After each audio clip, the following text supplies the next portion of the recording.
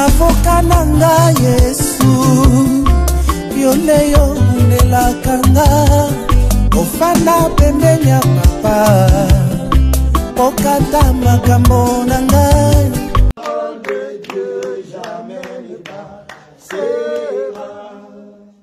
Il est vrai, Seigneur, mon Dieu, mon roi, la promesse nous a été donnée que toute chose va finir par passer. Tout homme va finir par s'en aller, Seigneur Jésus, de la manière que nous n'existions pas hier et aujourd'hui nous sommes là. Demain également, nous finirons par partir. Éternel, mais la promesse dit que ta parole jamais ne passera, Seigneur Jésus. Alors nous voulons nous accrocher à la parole qui est éternelle afin que nous puissions aussi avoir la vie éternelle. Fais en sorte qu'aujourd'hui, mon Dieu, mon roi, que ta parole puisse toucher le cœur de tout un chacun de nous.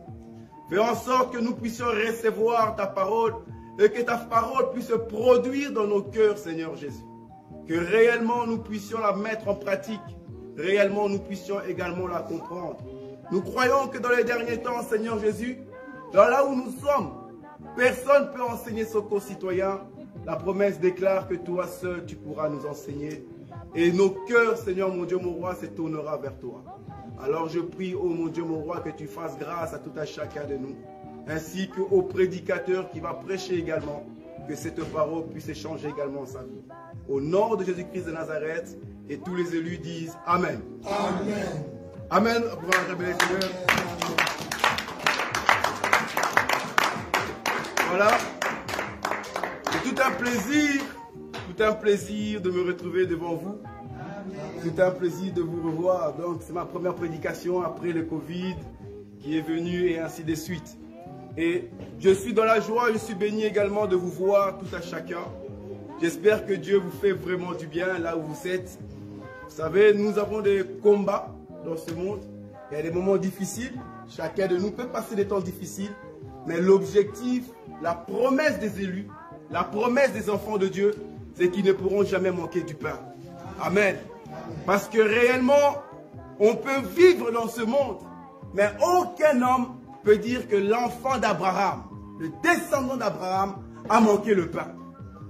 Je peux manquer de la voiture, je peux manquer un toit, parce que ce n'est pas parce que nous sommes chrétiens que je ne peux pas me retrouver SDF.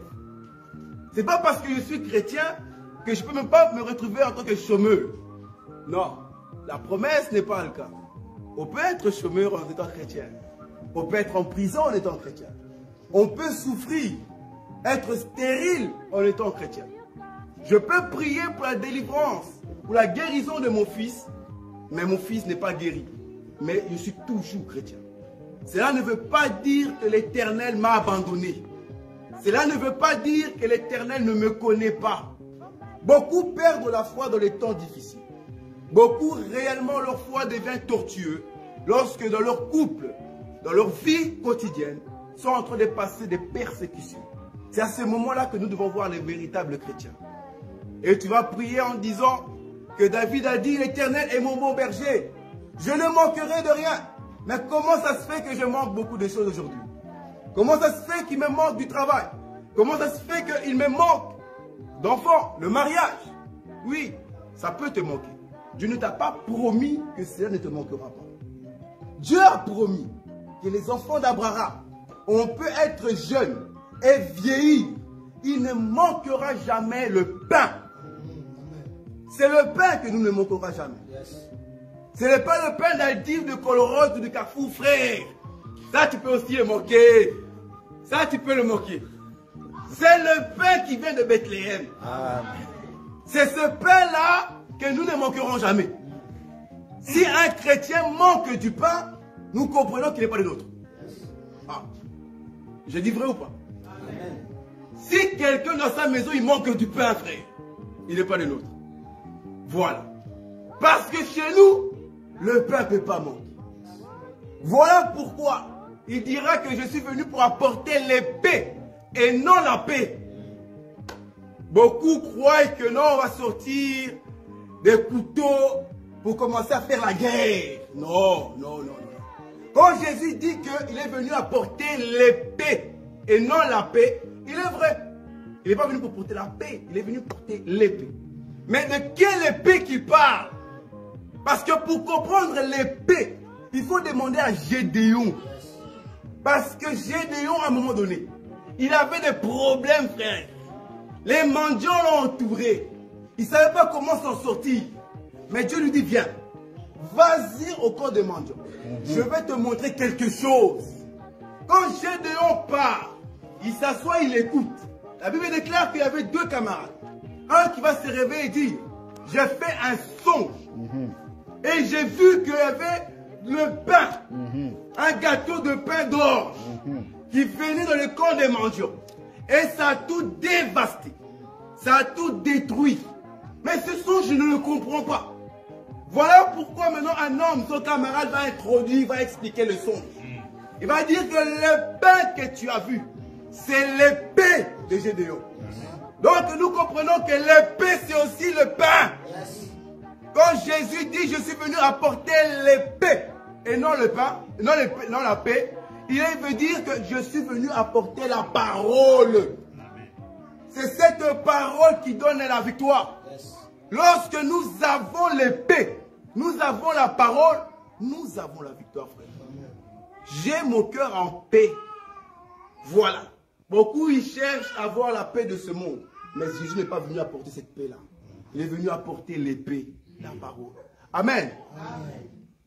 Aujourd'hui, nous allons partager sur un thème que j'ai trouvé le matin en venant ici, en venant tranquillement.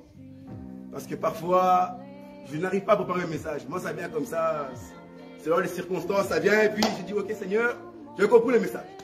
Donc, le message aujourd'hui s'intitule « La mort d'Adam et de Ève ». Amen. Nous allons prendre la Bible dans le livre de 1 Corinthiens chapitre 15, verset 45.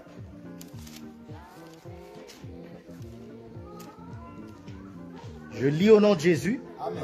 1 Corinthiens 15, verset 45. Yes. C'est pourquoi il est écrit. Ouais. Le premier homme, Adam, devient une âme vivante. Le dernier Adam est devenu un esprit vivifiant. Ok. Le premier Adam est une âme vivante. Et le deuxième Adam est esprit vivifiant. Amen. Est-ce que vous me suivez? Amen.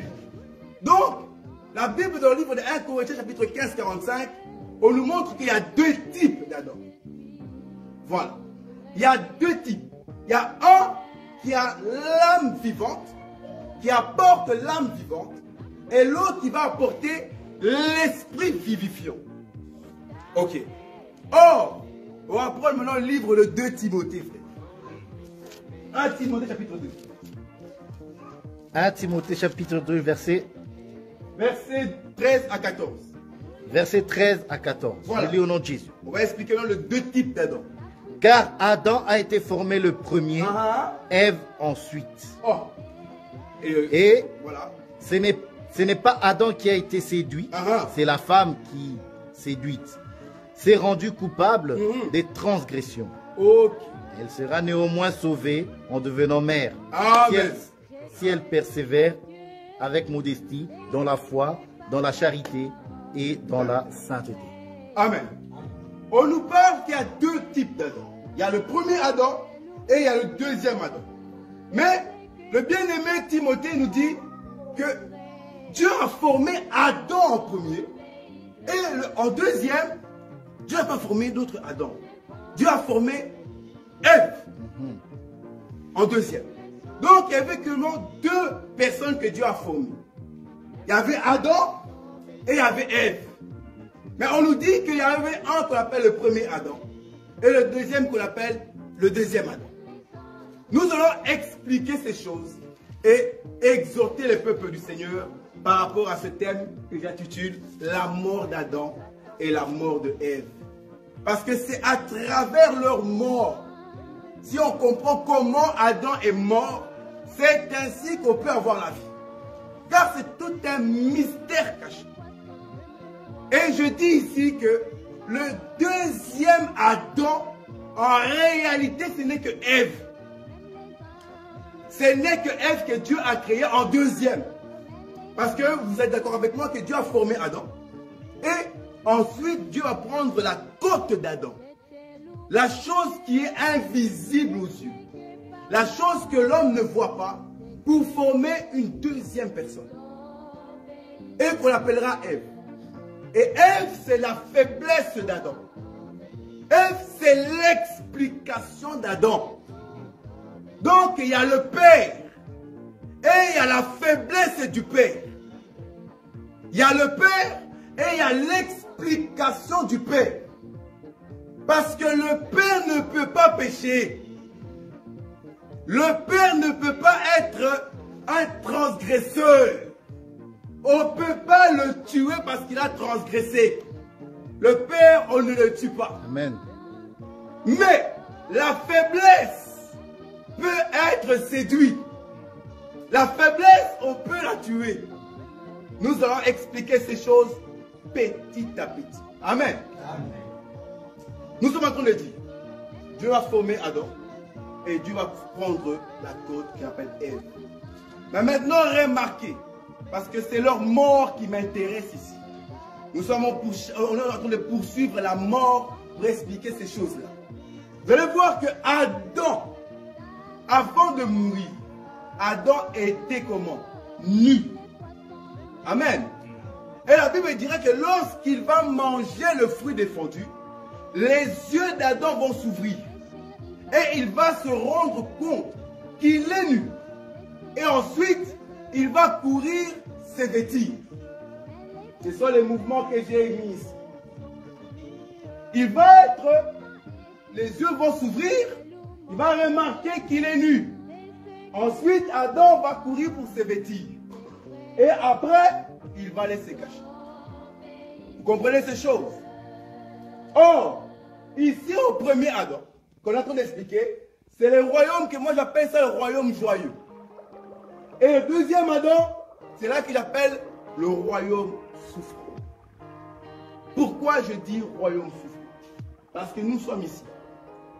Nous sommes en train d'expliquer le deuxième Adam. Nous allons comprendre la partie du royaume souffrant. Nous allons comprendre la partie qui nous donne la vie. Ici, c'est la partie charnelle, la partie physique du premier Adam. Mais là, c'est la partie du deuxième Adam. À partir du premier Adam, vous allez comprendre que lorsqu'il a péché, les yeux vont s'ouvrir. Or, les yeux qui s'ouvrent, Adam remarque que son conjoint est nu. Et le conjoint remarque aussi que Adam est nu. Cela veut dire que quand les yeux s'ouvrent, nous pouvons rentrer dans ce qu'on appelle le jugement. On va juger tout un chacun de nous parce qu'on est charnel. L'âme vivante. On est la partie charnelle. Ici, vous allez comprendre que beaucoup de gens, dans la marche de Adam, qui vont nous exhorter, nous expliquer, que beaucoup vont juger par rapport à ce qu'ils voient.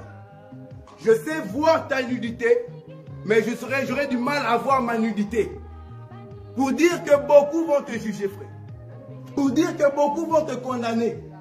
Par rapport à ce que tu fais. Par rapport à ta marche. L'homme va te juger. L'homme va te condamner. Parce que nous sommes dans la partie charnelle. Partie physique. Par rapport à ce que j'ai vu, je vais te dire que tu es un mauvais. Par rapport à ce que tu m'as fait, je ne vais pas t'aimer. Par rapport à ce que tu as produit, je ne vais pas m'approcher de toi. Parce que nous sommes charnels. Remarquez, la Bible va me parler d'un homme paralytique. Malade près d'une piscine. Depuis 28 ans. Jésus va venir près de cette personne-là paralytique. Pour les guérir. Il lui posera la question, veux-tu être guéri? Ce paralytique répondra à Jésus une réponse que ça va beaucoup toucher. Il lui dira, Seigneur, j'ai personne pour me jeter dans l'eau. Mais la question est la personne depuis 28 ans, ou 38 ans, je pense 38 ans, près d'une piscine, il n'a personne depuis 38 ans. Est-ce que réellement un homme peut ne pas avoir quelqu'un depuis 38 ans d'aide? Pourquoi il n'a personne? Tout simplement parce qu'il était paralytique. Si cet homme n'était pas paralytique, il aurait eu des frères. Si cette personne n'aurait été pas paralytique, ses cousins allaient apparaître. Ses tontons, ses neveux allaient apparaître. Mais ils ne sont plus apparus parce que l'individu était paralytique. Vu que tu as un handicap, que je constate que tu as un handicap, je t'abandonne. Le monde va nous abandonner parce que nous avons des handicaps. Physiquement, tu as un problème quelque part. Nous ne sommes pas parfaits, nous courons vers la perfection. J'ai des défauts, mais si tu remarques mon défaut, tu peux me juger. Tu vas me condamner. Mais est-ce que toi, tu es parfait? Est-ce que toi, tu n'es pas condamnable? Est-ce que toi, tu n'as jamais commis d'erreur? Que celui qui n'a jamais commis de péché, jette la première pierre. Et personne n'a pu jeter la première pierre. Mais on était tous prêts à lapider une femme. Parce que nous avons vu qu'elle a commis un péché. La chair ici va te lapider, bien aimé. La chair va te condamner. Et même l'assemblée aussi va te condamner. Raison pour laquelle Jésus dira que nous aurons même des ennemis, les membres de nos familles. Les gens de ta famille ici, ils seront tes ennemis. Mais là, nous sommes au corps des charnels. Et lorsque les yeux s'ouvrent, la Bible déclare qu'ils se sont découverts nus et ils sont partis se vêtir. Or, se vêtir ici, ça veut dire se cacher. Beaucoup de gens, lorsqu'ils remarquent qu'ils ont commis des péchés, remarquent qu'ils ont mal agi, ils partent se cacher. Et ils partent loin de la présence de Dieu. L'ennemi amène un piège dans la vie de beaucoup d'hommes de Dieu, dans la vie de beaucoup des enfants de Dieu, que lorsque tu commets un péché, il y a ce qu'on appelle l'auto-jugement qui vient devant toi. Et par rapport à ça, tu n'arrives même plus à prier. Tu n'arrives même plus à méditer. Tu n'arrives même plus à aller à l'église. Parce que tu as remarqué, toi qui étais choriste, tu es tombé enceinte. Vu que tu es enceinte, ben, tu as peur que l'église te juge. Tu as peur que le monde te juge. Alors on fait quoi? On part se cacher. Parce qu'on a remarqué notre nudité. On part se cacher. Mais là, c'est la partie du premier Adam toujours. On part se cacher. Et beaucoup se cachent réellement. Mais beaucoup aussi, ce n'est pas une bonne chose de commettre des péchés et de pouvoir se cacher également. Parce que beaucoup en profitent. Ils savent qu'ils ont des problèmes à suivre la marche du Seigneur. Mais ils ne veulent pas changer leur vie. Ils préfèrent se cacher, préfèrent se couvrir que de confesser leurs péchés. Il y a des péchés que réellement nous devons nous confesser. Il y a des péchés que nous devons abandonner. Mais nous avons du mal à abandonner parce que nous préférons nous cacher tout simplement. Nous préférons nous cacher tout simplement. Regardez les chrétiens, c'est les premiers à ça. Quand il fait des choses mauvaises et que tu viens avec des écritures, il te répondra que seul Dieu me juge. Tu n'es pas mon juge. Dieu seul me jugera. Alors que ça, c'est vouloir se cacher soi-même. Tu te caches toi-même. Accepte que tu es nu. Accepte que tu as commis des péchés. Et va dans la présence de Dieu. Cherche de secours. Demande de l'aide. Ça ne va pas dans ton couple. Demande de l'aide. Ne cherche pas à te cacher. Ne cherche pas le divorce. À vouloir toi-même te rendre justice. Mais prie. Cherche la face de Dieu. Ta maison va mal. Tes business vont mal. Ta vie va mal. Cherche la présence de Dieu. Peut-être que tu as ouvert une porte que tu ne te souviens même plus. Peut-être que tu as commis un péché dans lequel l'ennemi est rentré pour terrasser ta famille, pour terrasser ta vie, pour avoir quelque chose en toi. Mais toi, tu vas te cacher. Tu sais ce que tu as commis. Tu sais la porte que tu as ouverte. La malédiction que tu as commise. Mais tu cherches à te cacher tout seul. Beaucoup seront justice parce qu'ils sont les premiers Adam. Et dans la vie du premier Adam, remarquez, l'enterrement de Adam, qu'est-ce qui se passe? Dieu va le prendre et va le chasser de son temple. Dieu va le prendre et le chasser d'Éden. À force de te rendre justice tout seul. À force, parce que tes yeux sont ouverts, tu condamnes les autres. Tes yeux sont ouverts, tu passes ton temps à regarder les péchés des autres. Tes yeux sont ouverts, tu te crois meilleur que les autres. C'est toi qui juges les autres. C'est toi qui condamnes les autres. Tu te crois parfait. Sache que l'Éternel va te chasser de son temps. chasse que l'Éternel va te chasser les autres. Tu commets des erreurs. Mais qu'est-ce qui se passe? Tu pars te cacher. Tu commets des péchés. Qu'est-ce qui se passe? Tu pars te couvrir tout seul. Sache que la fin de ces choses, ton enterrement, ça sera en dehors d'Éden. Mais maintenant, chose merveilleuse, c'est que j'aime bien, c'est que le deuxième Adam, que je dis que c'est Ève. Pourquoi? Parce que c'est elle qui va expliquer ce qui se trouve à l'intérieur d'Adam. Ève, remarquez bien que lorsque Dieu va former la poussière de la terre, il va souffler sur la poussière. Et la poussière deviendra un homme, qu'on appellera Adam. Mais maintenant, quand Dieu voudra former Ève, va tirer la côte d'Adam. Mais Dieu n'a jamais dit qu'il a soufflé chez Ève. On ne souffle pas. Parce que Ève doit porter l'esprit du premier souffle. Amen. Vous voyez ça? L'église, on ne peut pas venir encore ressouffler. Il doit porter le souffle du premier Adam, du premier mari. Nous là, nous avons l'esprit du Adam. C'est lui qui nous dirige. Donc ici, la Ève est l'explication de Adam. C'est elle qui va expliquer ce qui se trouve à l'intérieur de Adam. À l'intérieur du Père. Vous comprenez où je suis déjà, non? Amen. Voilà, ici on peut parler en parabole, nous comprenons déjà ces choses. Voilà. Donc, Ève ici va expliquer ce qui se trouve à l'intérieur du Père. Or, elle va venir pour reconstruire tout ce qui s'était passé ici. Nous connaissons la mort d'Adam, mais on ne nous parle pas de la mort de Ève. Moi, je vous parle de la mort de Ève. Ève, ici, quand Adam est mort, parce que d'accord, qu'Adam était mort, Dieu lui dit, si tu manges le fruit, tu mourras. Or, c'est que Dieu dit, Dieu l'accomplit toujours. Donc, quand Adam a mangé le fruit, Adam est mort. Voilà. Et quand Adam est mort, c'est là qu'on nous explique comment il est mort. Adam est mort les yeux ouverts. Voilà. C'était catastrophique, les yeux étaient ouverts. Voilà. Voilà pourquoi quand le deuxième Adam arrive, il doit rétablir ce qui s'était passé. Le deuxième Adam, quand il va venir, il va mourir les yeux. Amen.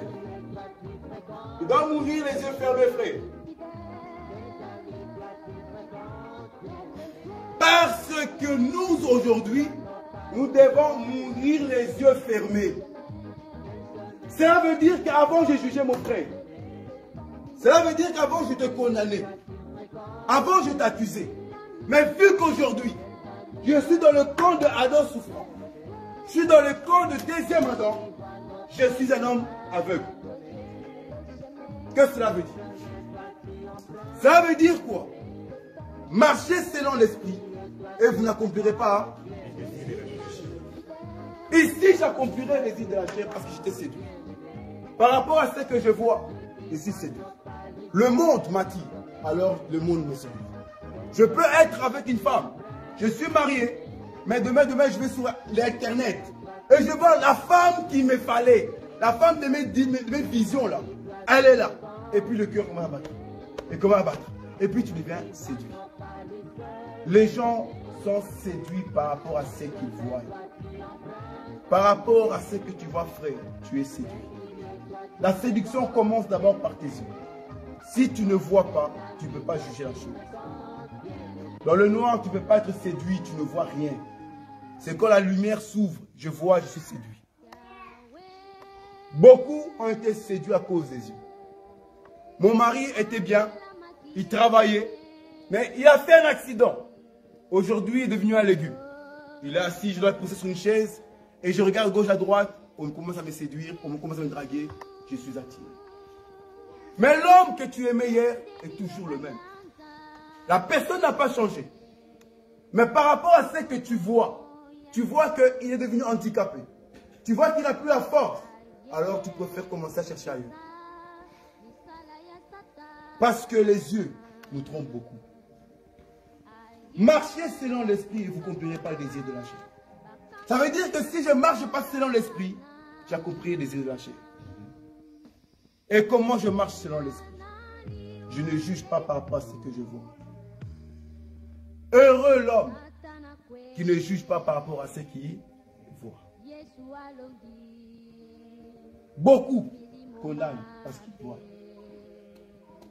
Thomas va venir et Jésus lui dira, écoute, regarde, ce que tu ne croyais pas, tu voulais à tout prix voir les blessures pour croire, me voici. Touche, analyse, et il a regardé. Mais Jésus lui dira, heureux. Heureux quoi? Ceux qui ont cru sans avoir vu. Heureux ceux qui ont cru sans avoir vu. Les chrétiens marchent par rapport à ceux qui croient, pas par rapport à ceux qui voient. Si Dieu me dit va à gauche et je regarde à gauche, je vois que là-bas il y a des koulounes, il y a des voyous, j'irai à gauche. Parce que lui seul, il sait que même s'il y a des lions là-bas, les lions ne me mangeront pas. Amen. Mais l'homme va juger par rapport à lui, dira non, là-bas il y a des voyous, alors j'irai de l'autre côté. C'est ce qui s'est passé, la même chose pour Lot et Abraham.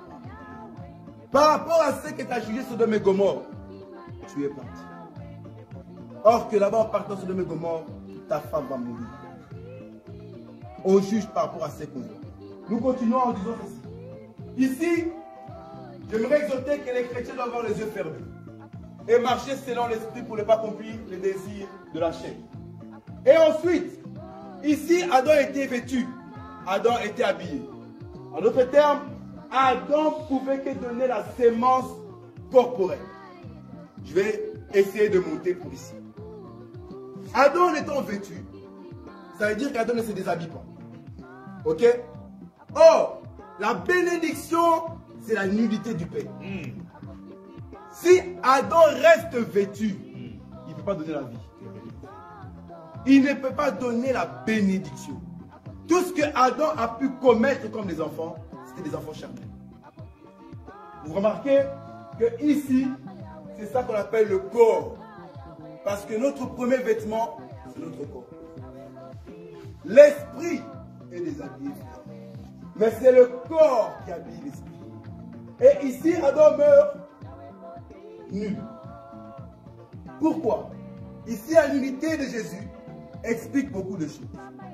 Premièrement, quand on voit l'écriture qui dit « Il est venu chez les siens ne l'ont point reçu ».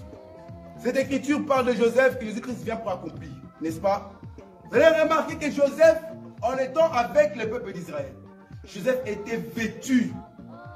Et il se montrait qu'il avait une belle tunique. Mais lorsqu'il va aller chez les siens vont comprendre que cet homme-là doit retourner tout nu. Cet homme ne peut pas rester vêtu. Cet homme doit être déshabillé. Pourquoi? Parce qu'il compte les vendre en Égypte. Or, nous disons que Joseph est parti en Égypte tout nu. Vous êtes d'accord avec moi? On a pris tous ses vêtements, frère. Donc, quand on a vendu Joseph, en étranger, on l'a vendu comment? Il est parti tout nu. Il est obligé de partir nu. Si Joseph ne part pas nu, nous ne serions pas bénis, frère. Vous voyez? Parce qu'en étant nu, frère, il part au peuple étranger. Chez les siens, il doit être vêtu. Chez les siens, il doit être mystérieux. Chez les siens, il parle en parabole. Chez les siens, il parle en énigme. Mais aux étrangers, il doit se montrer tel qu'il est. Vous comprenez ces choses? Joseph, en étranger, il part tout nu. Et arrivé nu, c'est là-bas que Joseph va mettre au monde, frère. Il ne met pas au monde en Égypte, chez les Juifs. Il doit mettre en Égypte. Parce que Joseph peut qu'épouser une étrangère, frère. Amen. Voilà, c'est un mot, c'est un de nôtres. C'est un de nôtres, Joseph, c'est un de nôtres. Il épouse une étrangère. Et en épousant une étrangère, Joseph donne enfant aux deux enfants. Manassé et qui? Voilà. Or, Manassé et Ephraïm, cela veut dire quoi? Ici, c'est Joseph. Nous avons reçu le véritable Joseph. Le deuxième Adam, qui est Ève, qui est notre épouse, que nous aimons beaucoup. Elle doit nous donner deux enfants. Joseph ne donne pas 3 ou 1. Ça va donner 2 enfants, frère. C'est très important ces choses. Vu qu'il est parti à l'étranger tout nu comme Joseph, il doit nous donner 2 enfants comme Joseph. Or, Joseph, il donne Manassé et Ephraïm. Manassé veut dire quoi? Que Dieu a fait oublier toutes mes peines. Vous voyez cela? Amen. Parce que ici, c'est très important de comprendre le mystère de Manassé et Ephraïm. Dieu fait oublier toutes les peines. Et Ephraïm veut dire, Dieu m'a rendu fécond. Cela veut dire que tout homme qui reçoit le véritable Joseph ici, qui était nu, déshabillé, nous devons voir les 2 alliances. Manassé et Ephraïm. Que cela veut dire? Dieu a fait oublier toutes mes peines. Comme je disais au début, frère, ne croyez pas que toutes les peines veulent dire que je n'avais pas de boulot, maintenant je dois avoir du boulot. Non! J'avais pas de femme, maintenant je dois me marier. Non! J'étais stérile, ouais, je dois être féconde physiquement. Non! Toutes les peines, cela veut dire quoi? Cela veut dire que Dieu va changer ta vie en t'enlevant du péché. Parce qu'au début, ce qui était devant toi, c'était le péché. Or, la Bible déclare que le salaire du péché, c'est quoi? Ah. Donc, ça veut dire que quand Dieu arrive dans ta vie, l'objectif premier, c'est d'enlever la mort. C'est ça les peines. Parce que toi et moi, nous avons eu la peine de mort. Nous étions dans la direction d'aller mourir, prêts à être enterrés. Mais quand l'Éternel nous visite, il doit d'abord m'arracher. Il doit me libérer, me restaurer par l'arrivée de Manassé. Il faut que la peine de mort cesse. Vous comprenez ces choses? Tout enfant de Dieu, quand il rencontre le véritable homme, notre bien-aimé Joseph, à la croix, la nudité doit te donner 2 sémences. Tu dois être convaincu que tu n'as plus la mort. Et pour être convaincu, c'est très simple, frère. La question à se poser, c'est de se dire, clairement, si aujourd'hui je meurs, où irai-je? Si aujourd'hui tu meurs, où iras-tu? Pour savoir réellement si tu as menacé, pose-toi cette question. Tu verras que ton âme, frère, ton esprit te dira la vérité. Ton esprit va te dire la vérité que papa, ta vie là, non, détrompe-toi, détrompe-toi. Oh ma soeur, détrompe-toi. Ton esprit te dira la vérité. Ceux qui ont menacé peuvent être prêts à dire la mort m'est en guerre. Hier, si je mourais, je ne savais pas où je vais. Hier, si je mourais dans les boîtes de nuit, je ne savais pas qu'est-ce qui allait m'arriver. Dans la vie que je menais, je ne savais pas qu'est-ce qui m'arrivait. La souffrance éternelle ou la grâce, je ne le savais pas. Mais aujourd'hui, vu que j'ai reçu Joseph dans ma vie, vu que Joseph est venu chez moi déshabillé, je dois avoir Manassé. Je dois me dire qu'aujourd'hui, la peine de mort a été enlevée. La vie m'a été accordée. La peine de mort m'est enlevée. Mais si ton âme, frère, si ton esprit te dit la vérité, que tu ne sais pas où tu iras, alors tu as encore le temps aujourd'hui de te remettre en question. Tu as encore le temps aujourd'hui. Dieu t'aime énormément, il veut te faire comprendre clairement d'arrêter les blagues. Tu as encore le temps aujourd'hui de tout rétablir. On ne sait pas si dans 2 semaines nous serons encore là. La grâce est trompeuse. Je me suis réveillé en forme. Ok, je peux aller à l'hôpital voir des gens qui sont maladifs comme pas possible. Peut-être que moi en forme, je partirai avant lui. La grâce est trompeuse. La personne qui a la maladie près de la mort là, peut recevoir encore la guérison. Mais toi en bonne santé, tu pars avant lui. Alors vu que je suis encore vivant, je dois veiller sur mes pas. Je dois veiller sur mes pas. Et la deuxième des choses que Joseph doit te donner, c'est Ephraïm.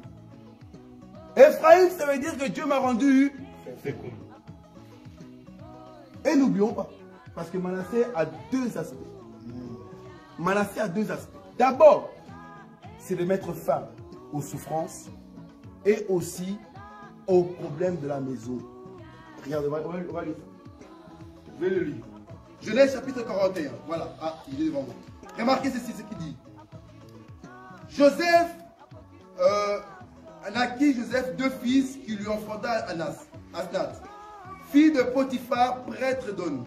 Joseph donna au premier-né le nom de Manassé, car dit-il, je m'ai fait oublier toutes mes peines et toute la maison de mon père.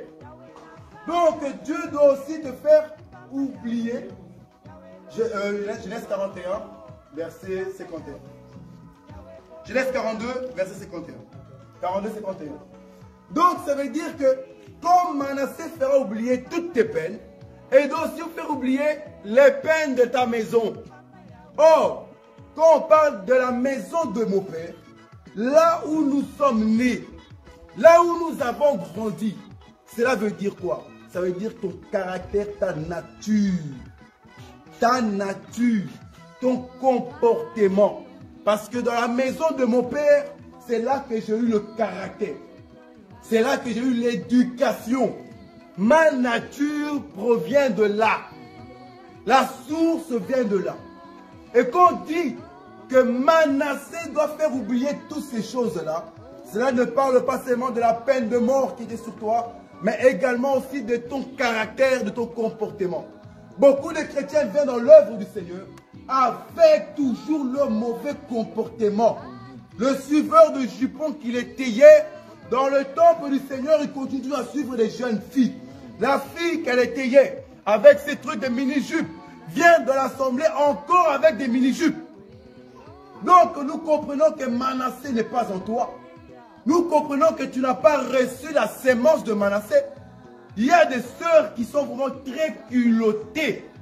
Venir en mini-jupe, s'asseoir en plus devant de la salle, vous voyez, devant en mini-jupe. Donc combat spirituel avec le pasteur, vous voyez ces choses. Donc, il n'y a même plus de respect, même dans le temple du Saint-Esprit. Même dans le temple de Dieu, il n'y a même plus de respect. Là où on parle de parole, là où on parle de la parole, là où on parle de bons caractères, de bons comportements, des gens viennent amener encore un combat spirituel. Vous voyez ces choses. Ça, le caractère doit être changé aussi. Parce que c'est l'objectif de Manassé. Ton comportement doit être brisé. Mais aussi, ensuite, on a Ephraïm. Dieu doit nous rendre féconds. Cela veut dire que lorsque Dieu enlève la peine de mort, frère, lorsque Dieu enlève ce qui pesait sur toi, le péché qui pesait sur toi, lorsque Dieu va te briser du comportement de ta maison, nous devons avoir la fécondation qui viendra automatiquement. Il y a la bénédiction qui viendra. Parce que c'est la bénédiction de l'Éternel qui enrichit et est suivie de aucun chagrin. Dieu te bénira. Dieu fera de grandes choses dans ta vie. Dieu te transformera. Mais d'abord, il faut d'abord le travail de Manassé qui soit fait.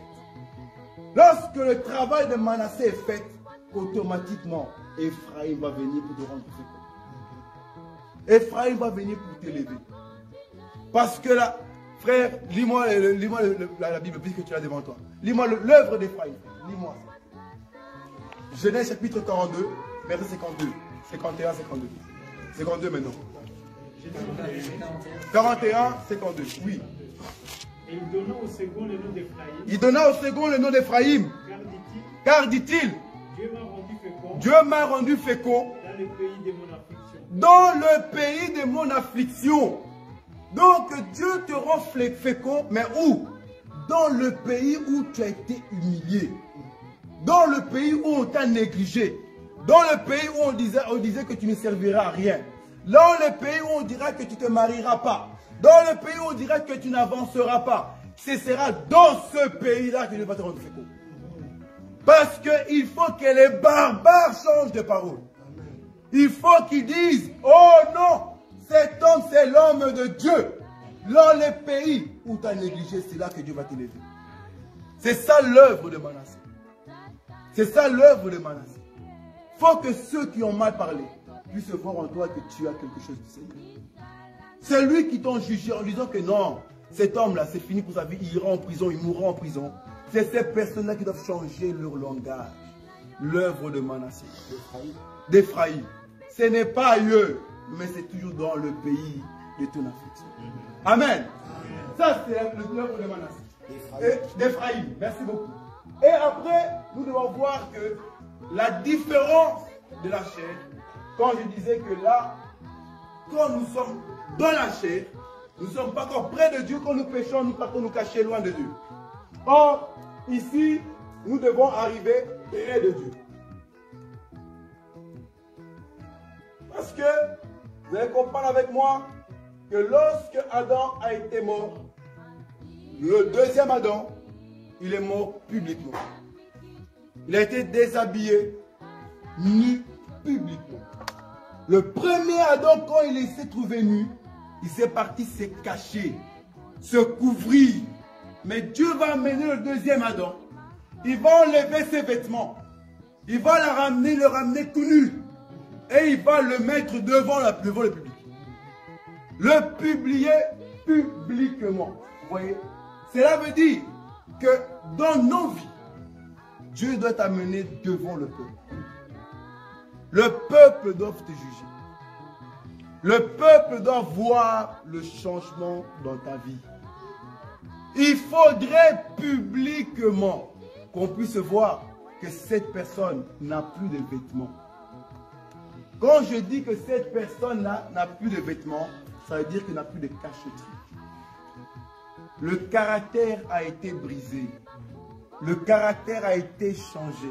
Est-ce que vous me comprenez? Est-ce qu'on me comprend? Il n'y a pas de l'histoire que ma vie, je la dirige comme moi-même. Non. C'est les autres hommes qui doivent regarder que non. La vie de OL qui était hier, aujourd'hui, laisse tomber frère, sa vie est différente. Sa vie est différente. Nous partons devant le peuple tout nu, nous ne nous cachons plus. Je pars tel que je suis. Et ainsi, on me dira, oh frère, tu as un handicap là. Je regarde, ah ok, je vais les rectifier. Je vais les changer. Parce que je n'ai rien à cacher. Je suis tel que je suis.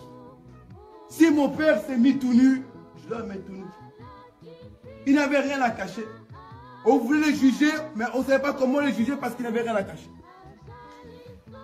Il faudrait que réellement tu n'aies rien à te cacher. Parce que toute chose qui se passera en dessous de la table, on le mettra au-dessus, frère. Ce qui se passe dans les ténèbres, on l'amènera dans la lumière. On doit le mettre dans la lumière pour voir réellement si ta vie est différente. Amen. Et maintenant, la partie que j'aime beaucoup, là où je vais clôturer, c'est la partie de l'enterrement. Parce que, premier Adam, Dieu va l'enterrer. Mais Dieu va l'enterrer où? Il va le chasser de jardin d'Éden. Donc Dieu va l'enterrer sur la terre. C'est ça que je dis. Dieu va l'enterrer sur la terre. Il va le mettre dehors. Mais le deuxième Adam, il doit être sous terre. Voilà. Il doit être sous terre. Nous allons prendre l'écriture, Ésaïe, chapitre 30, verset 23.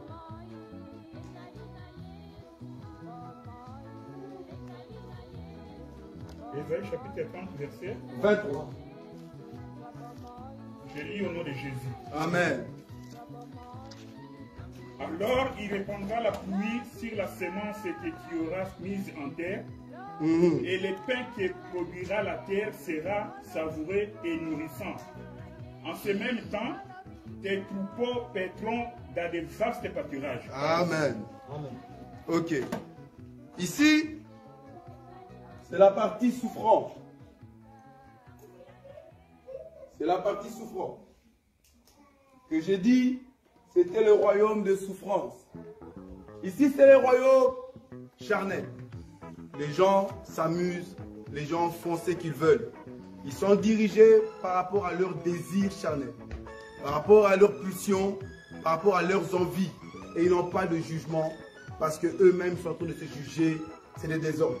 Mais le royaume souffrant, ici, que je disais que c'était la partie de Ève. En fait, l'enseignement est grand. Si Dieu permet, je pourrais revenir encore dessus, car il y a beaucoup à dire. La partie de Ève ici, que que je disais que c'est la partie souffrant. Parce que nous croyons que notre Seigneur Jésus-Christ est mort en tant que femme. Il a été vendu en 30 pièces d'argent, c'est le prix d'une femme. Il est mort, il est parti, il avait la souffrance d'enfantement en tant qu'une femme.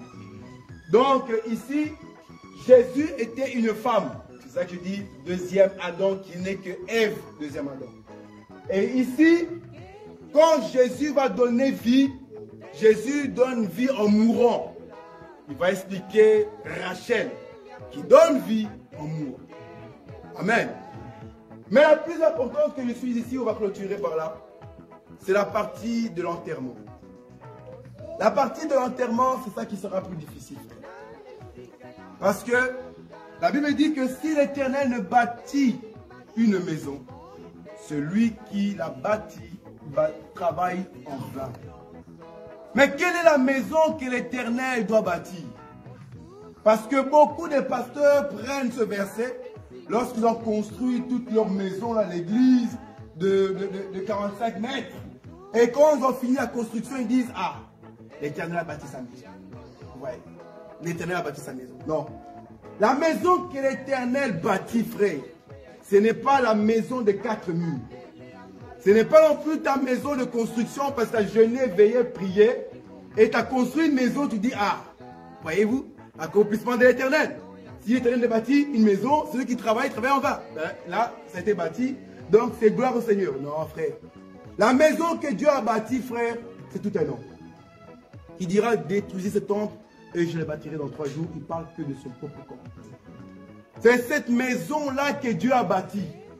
Et arrivé à la croix, Dieu est arrivé à la fin du bâtiment du temple. À la fin de sa maison. Et il nous montre l'exemple que nous devons suivre. Sa maison a été bâtie en étant frappée. Sa maison a été bâtie en saignant, humilié, terrassé, frère. Ça, c'est merveilleux. Parce que beaucoup de gens, vous voyez, pour venir à l'assemblée, je vois que des belles mamans, des beaux jeunes hommes, tout le monde s'est mis bien, tout le monde s'est parfumé, bien habillé, etc. Pour être bien. Vous voyez ça? Donc, pour être beau. Or que nous disons que pour le royaume des cieux, frère, il n'y a que des vilains qui rentrent dans le royaume des cieux. Il n'y a que des moches, frère, qui rentrent dans le royaume des cieux. Si tu es beau, frère, tu seras récalé. Ah, tu seras récalé. Tu ne peux pas, frère, tu ne peux pas. Parce qu'il s'est levé comme une faible plante, frère. Négligé de tous. Aucun œil pouvait le regarder, frère. On ne pouvait même pas le regarder. Il était moche comme pas possible, vous voyez. Donc, il était frappé, fracassé, frère, que quand il regardait, il disait, Elle lui dit que même les gens, ils tournaient la tête, ils disaient, non, non, non. La manière qu'il est mort, cet homme-là, c'est impossible. C'est impossible, il ne peut pas, non, il ne peut pas, il ne peut pas. Tel qu'il est, tel que, vu qu'il est moche, moi aussi je dois être moche. Vu qu'il a été frappé, moi aussi je dois être frappé. Vu qu'il a été négligé, moi aussi je serai négligé. Ésaïe nous dit ceci, que l'Éternel va mettre une graine sous la terre et il va l'arroser. Lorsqu'il va arroser la graine sous la terre va produire automatiquement du pain. Et le pain là sera savoureux et délicieux. Or, suivez-moi très bien ici. Suivez-moi très bien. L'Éternel met une graine sous terre. Il arrose. Et quand la terre va produire, la graine dans laquelle il a planté, la terre n'a pas produit des épines ou des ronces ou bien des épices. Non. Ça produit directement du pain. Directement du pain. En d'autres terres, sous terre, c'était là-bas le four. Sous terre, la préparation de la graine était en train de se faire. La terre était déjà en train de préparer déjà la graine. Quand la graine apparaît, c'est du pain déjà à manger, frère. Vous ne pouvez plus travailler dessus, c'est déjà bon et savoureux à manger. C'est la graine là que Dieu est en train de parler. Que quand il va le planter, la graine va être arrosée. L'apparition de la graine sera savoureux. L'apparition de la graine, ce sera directement du pain.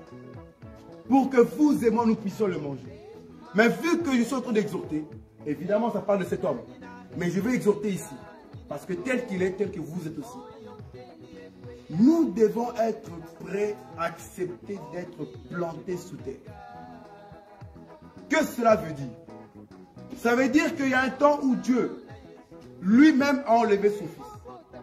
Pendant 3 jours, on ne le voyait pas. De même pour toi et pour moi. Il est bon et préférable que parfois nous puissions nous cacher.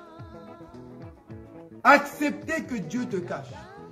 Accepte que Dieu te mette à part. Pendant que oui, il est en train de bénir les autres.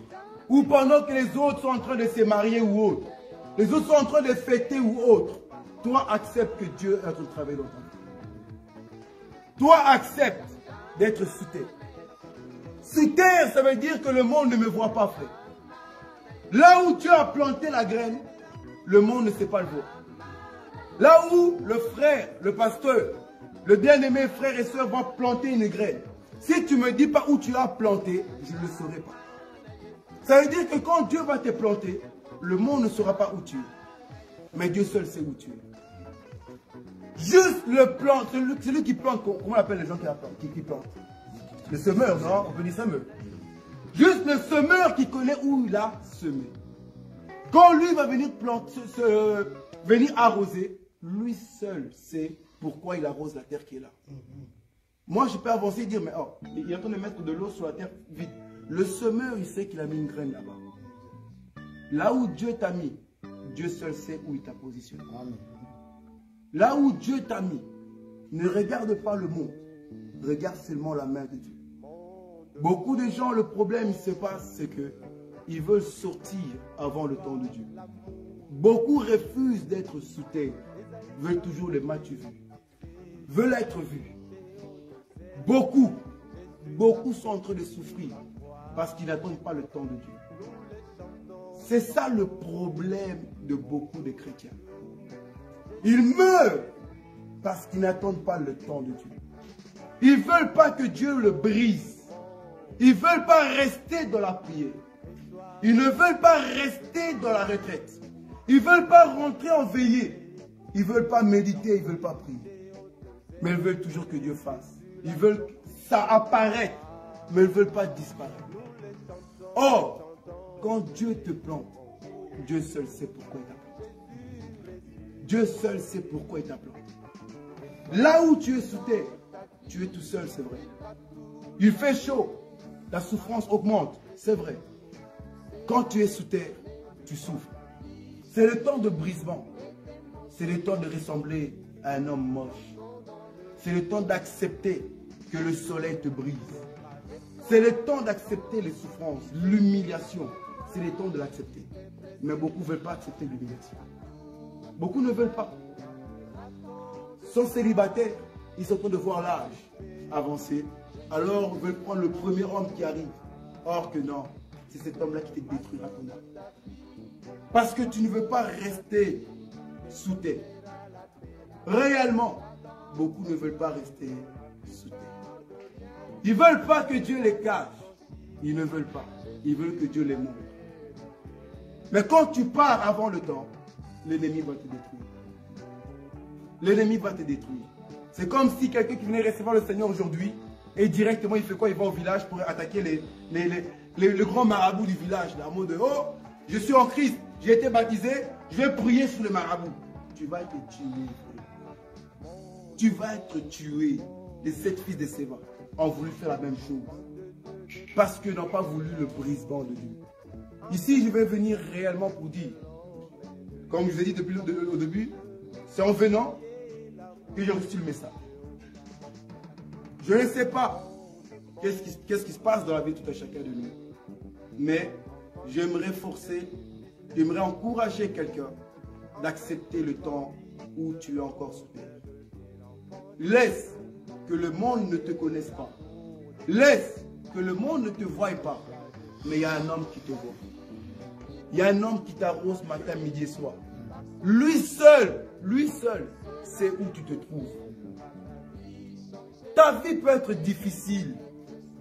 Financièrement, ça peut être difficile, mais lui seul, il viendra t'arroser de temps en temps. Il vient t'arroser de temps en temps. Et quand tu sortiras, tu seras un pain savoureux et un pain délicieux. C'est ça que nous devons faire. Amen. Amen. Que Dieu nous bénisse. Amen.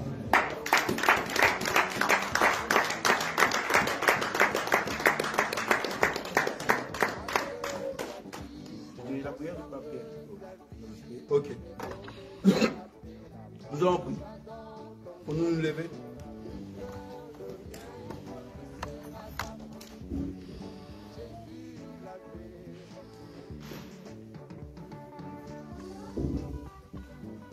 Est-ce qu'on peut entamer un cantique? Mon côté à côté. Mon côté à côté. Mon côté à côté. Yesu, mon côté à côté. Oh, mon côté. Mon côté à côté, mon côté à côté, mon côté à côté, Yesu, mon côté à côté, oh, mon côté. Mon côté à côté, mon côté à côté, mon côté à côté, Yesu, mon côté à côté.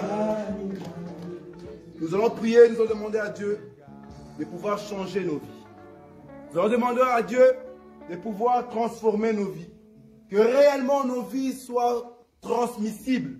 Que nos vies soient différentes, que nos vies soient changées. Afin que lorsqu'il nous parle, nous puissions accepter sa parole.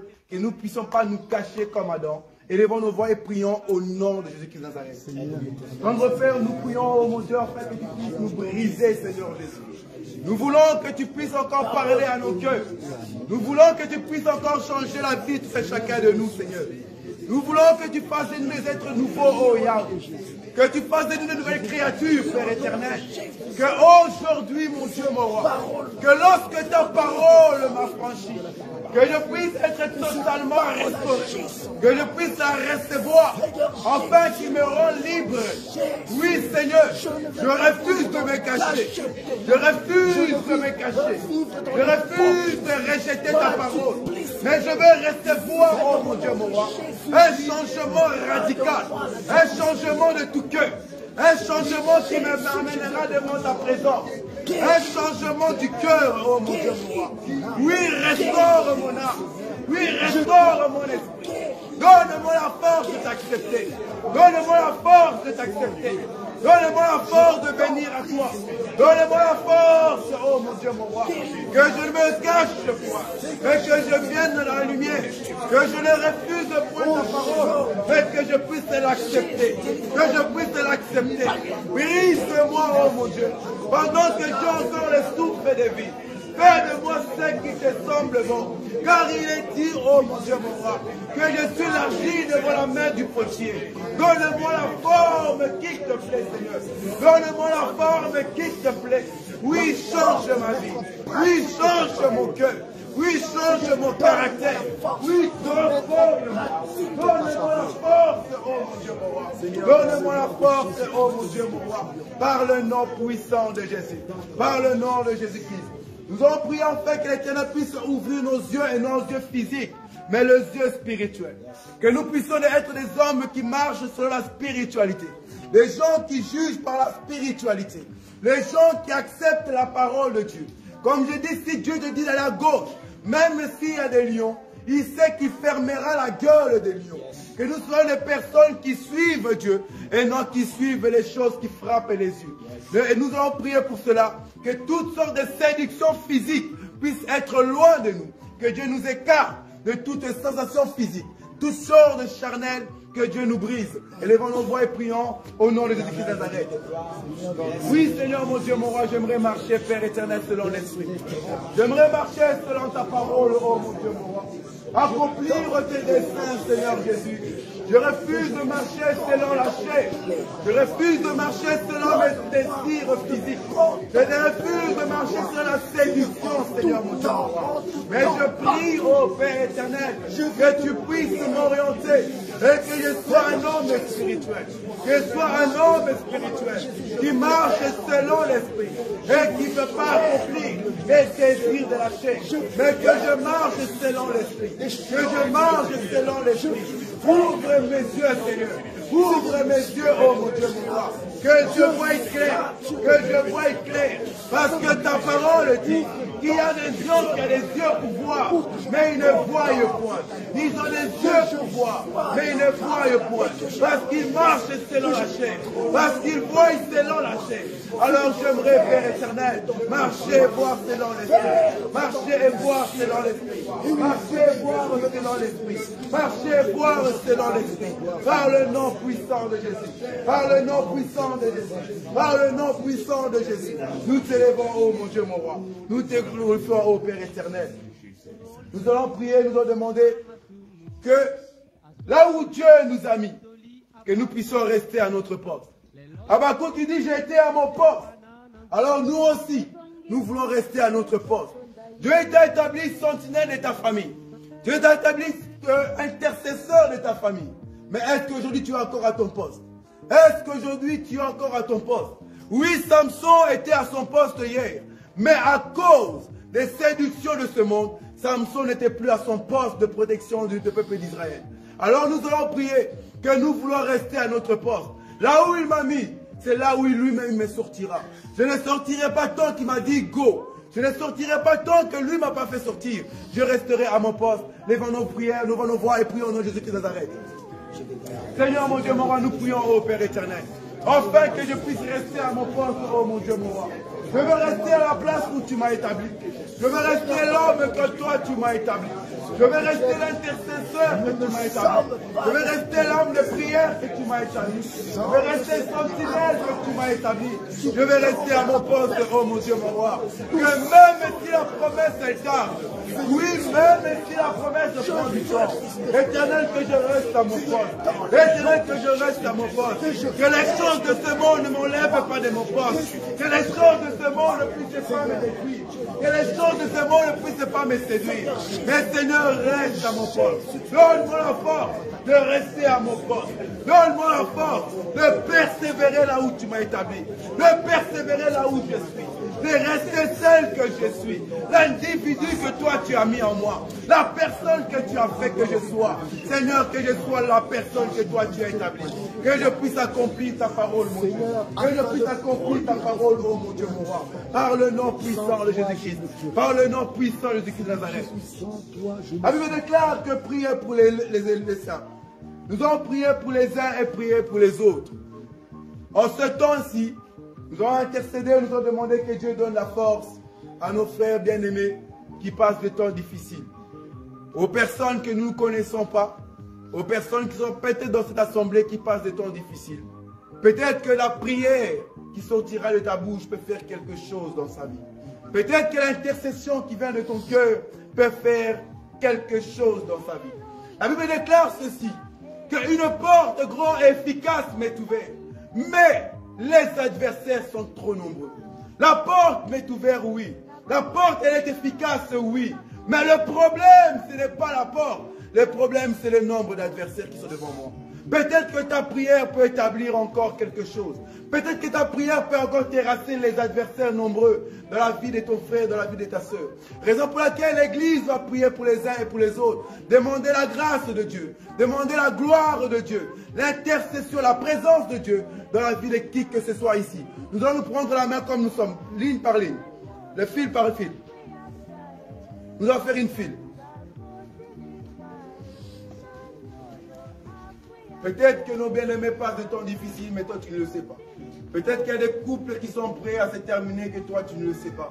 Peut-être que la maladie est en train d'arriver pour tuer ton fils, mais toi tu ne le sais pas. Mais raison pour laquelle la prière de juste a une plus grande efficacité. La prière de ton frère peut faire quelque chose dans ta vie. La prière de l'église a fait que Pierre puisse sortir du prison. Alors nous croyons avec les élus qu'un pied, une pierrette peut sortir de la prison à travers la prière de l'église. Raison pour laquelle, frères et sœurs, élevons nos voix et commençons à intercéder. C'est que Dieu te mettra dans le cœur, prie. Prie pour ton frère, prie pour ta soeur. Prie pour ton frère, prie pour ta soeur. Prie pour ton frère, prie pour ta soeur. Que c'est que Dieu te met à cœur, prie. Que c'est que Dieu te met à cœur, prie. Nous voulons voir et nous voulons entendre les témoignages. Nous voulons voir et nous voulons entendre les témoignages. Éternel, nous prions, oh mon Dieu, que tu donnes la mort de chacun de nous, oh mon Dieu. Voici l'église élève la voix. Voici l'église vient à toi, Seigneur. Et nous voulons ta grâce, nous voulons ta gloire de ta famille. Là où il y a la mort qui est en train de venir. Éternel, l'église ne pas, Seigneur. Là où il y a quelqu'un qui est malade. Éternel, nous prions pour la guérison. Nous prions pour la guérison, Seigneur Jésus. Dans le cœur de tout chacun de nous. Dans la vie de mon frère et de ma soeur. Je prie pour la guérison. Je prie pour le rétablissement, Seigneur. Je prie pour la restauration de leur vie, oh mon Dieu, mon Père. Établis, oh Père éternel. Établis, oh mon Dieu, mon Père. Établis quelque chose de nouveau. Quelque chose de nouveau, Seigneur. Que la force puisse revenir dans mon cœur. Que la force revienne dans la vie de ma soeur. Que la force retrouve encore. Donne la force, oh mon Dieu, mon Père. Donne la force de persévérer. Donne la force de tenir. Donne la force de courage. Donne la force, oh mon Dieu, mon Père. La parole nous est persévérer. Alors nous voulons persévérer. Éternel, persévère dans le cœur de ton enfant. Donne la force, oh mon Dieu, mon Père. Nous refusons la mort, mon Père. Nous refusons la mort, oh mon Dieu. Nous nous opposons devant la mort. L'Église s'oppose à la mort. Nous nous opposons au nom de Jésus. Qu'aucun partisan, que cette année, Seigneur Jésus, nous allons entendre les témoignages. Nous allons témoigner la gloire. Nous allons témoigner ta miracle. Nous allons témoigner ta puissance, Seigneur Dieu. Nous t'intercédons au Père éternel. Nous disons stop à la mort. Nous disons stop à l'accident. Nous arrêtons cet esprit d'accident, Seigneur. Là où l'accident est en train d'arriver, tu arrêtes l'accident par le nom de Jésus. Par le nom de Jésus. Je mets stop à l'accident. Je mets stop au divorce. Par le nom de Jésus. Par le nom de Jésus. Je mets stop au divorce. Par le nom de Jésus. Que la souffrance part au nom puissant de Jésus. La Bible déclare que votre cœur ne se trouble point. Le cœur qui est accusé. Seigneur, je vais déclarer la paix. Je vais déclarer la joie. Par le nom de Jésus. Par le nom de Jésus. Par le nom de Jésus. Nous te louons, Père éternel. Nous te glorifions, oh mon Dieu, mon roi. Car tu es grand et puissant et redoutable. Nous te disons merci, Seigneur Jésus. Merci, Seigneur. Notre Père, nous remettons entre tes mains, ô Père céleste, tous nos moments de prière, ô Yahweh. Je prie que tu puisses entendre nos prières.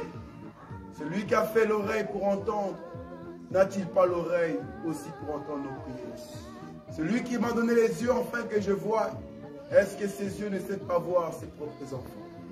Celui qui a les mains, si moi ma main puisse toucher les frères, Seigneur, à plus forte raison, ta main, toi qui n'es pas courte, oh Yahweh. Je prie que tu puisses nous toucher. Je prie que tu puisses nous entendre. Je prie que tu puisses nous voir. Aide-nous à avancer dans ton chemin. Un chemin difficile, douloureux et tortueux. Mais tu nous dis de persévérer parce que tu ne nous abandonneras jamais. Donne-nous la force de continuer la marche. Donne-nous la sainteté. Donne-nous la crainte. Donne-nous la purification, Seigneur. Et que nous puissions être tels que tu es, oh Yahweh. Éternel, protège tes enfants et garde tes enfants. Et là où il y avait la mort, Seigneur, mon Dieu, mon roi, enlève la mort. Là où il y avait la malédiction, Seigneur, voici les enfants d'Abraham. Tu dis que je bénirai ceux qui te bénissent et je maudirai ceux qui te maudissent. Seigneur, la malédiction n'est pas pour les enfants d'Abraham. La bénédiction est pour nous, oh Seigneur. Enlève la malédiction qui est sur la vie de tes enfants.